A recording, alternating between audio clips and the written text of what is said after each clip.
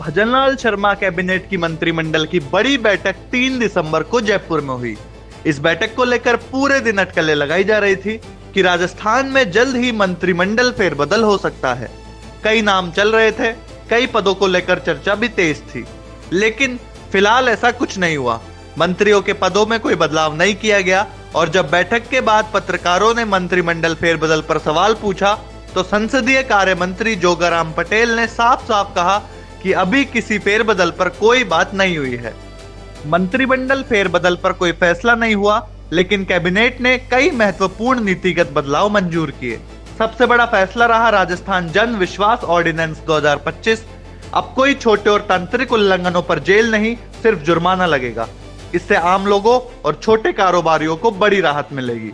इसके बाद सरकार ने नॉन रेजिडेंट राजस्थानी यानी NRR पॉलिसी 2025 को मंजूरी दे दी है, जो विदेशों और दूसरे राज्यों में रहने वाले राजस्थानियों को राज्य से जोड़ने, निवेश बढ़ाने और सांस्कृतिक भागीदारी मजबूत करने पर केंद्रित है। वही ट्रेड प्रमोशन पॉलिसी 2025 के तहत छोटे व्यापारियों, थोक व्यापार और MSMEs के लिए लाइसेंस, दस्तावेजी प्रक्रिया और मार्केट एक्सेस को आसान बनाया गया है। इसका सीधा असर व्यापार बढ़ाने और रोजगार सुधारने पर पड़ेगा।